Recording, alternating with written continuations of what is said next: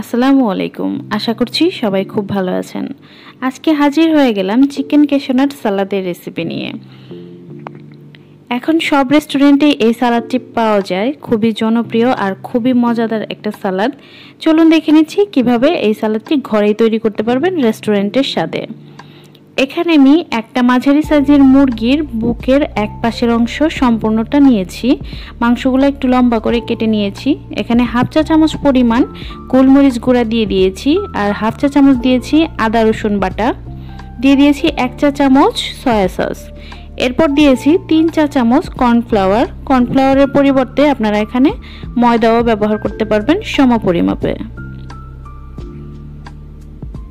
এরপর দিয়ে দিচ্ছি ডিম। এখানে আমি একটা ডিমের অর্ধেকটা নিয়েছি। এখানে কুসুম এবং ডিমের সাদা অংশ দুটো আমি খুব ভালোভাবে ফেটিয়ে নিয়েছি। এখন একটা স্প্যাচুলা দিয়ে আমি মাংসের সাথে সব উপকরণ খুব ভালোভাবে মিশিয়ে নিব। দিয়ে দিচ্ছি সামান্য একটু লবণ। সয়া সসে কিন্তু লবণ থাকে, তাই লবণ দেওয়ার বেলায় একটু বুঝে শুনে দিতে হবে। লবণটা মেশানো হয়ে গেলে আমি 20 মিনিটের জন্য রেখে দিব। 20 মিনিট পরে চিকেনগুলোকে আমি ভেজে নিব। তেলটা হালকা গরম করে নিয়েছি। এখন আমি মাংসগুলা মশলা সহই দিয়ে দিচ্ছি।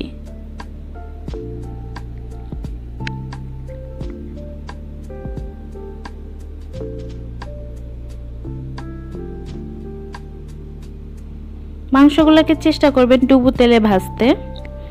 আমি সবগুলো মাংস একেবারেই দিয়ে দিয়েছি। এখন একটা কাঁটা চামচ দিয়ে এগুলাকে আমি একটু উল্টে পাল্টে দিচ্ছি। কিছু মাংস একটার গায়ে আরেকটা লেগে গেছে, সেগুলো আমি একটু ছাড়িয়ে দেওয়ার চেষ্টা করছি।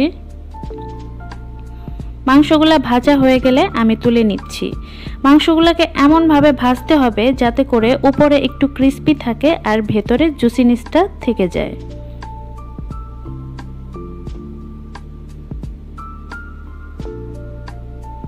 মাংসগুলোকে একটা টিস্যুর উপর নামাতে হবে যাতে করে এর এক্সট্রা তেলটা সুপ করে নেয়।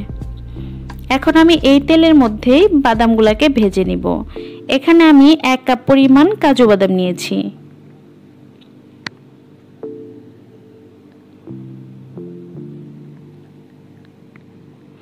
বাদামগুলোকে অনবরত নেড়ে ভেজে নিতে হবে।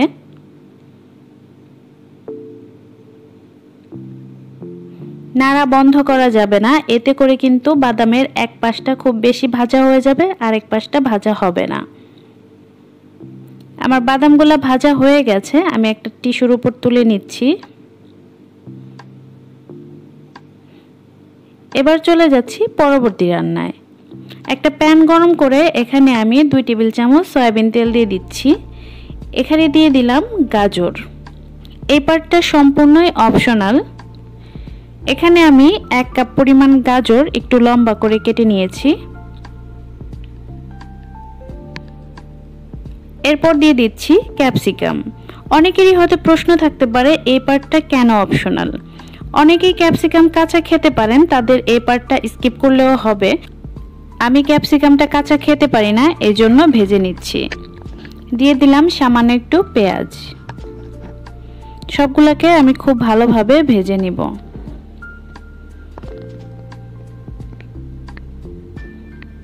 গাজর এবং ক্যাপসিকামটা যখন একটু নরম হয়ে আসবে তখন আমি এগুলোকে একটা বাটিতে তুলে নিচ্ছি।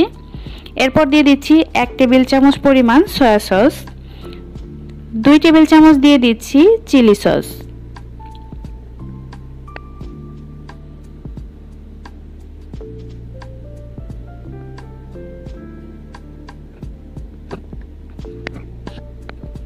এখানে আমি 3 টেবিল চামচ দিয়ে দিয়েছি টমেটো কেচাপ,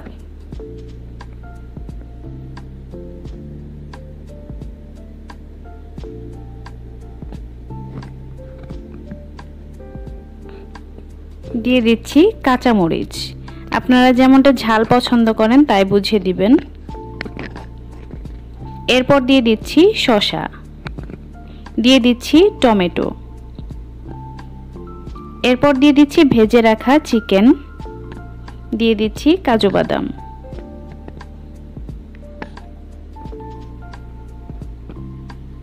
এরপর দিয়ে দিচ্ছি লেবুর রস। এটা না দিলেও হবে, তবে আমার কাছে ভালো লাগে এজন্য আমি দিয়েছি। এখন সব কিছুকে খুব ভালোভাবে মিশিয়ে নিতে হবে। সালাদটা বানানোর জন্য একটা বড় পাত্র ব্যবহার করবেন, এতে করে মিশাতে সুবিধা হবে। আমার সালাদটা মেশানো হয়ে গেছে, এখন আমি একটা সার্ভিং প্লেটে তুলে নিয়েছি। ভিডিওটি যদি ভালো লাগে তাহলে প্লিজ আমার চ্যানেলটি সাবস্ক্রাইব করবেন। দেখা হবে নতুন কোনো রেসিপি নিয়ে পরবর্তী ভিডিওতে। সে পর্যন্ত সবাই ভালো থাকবেন, দোয়া করবেন আমাদের জন্য। আল্লাহ হাফেজ।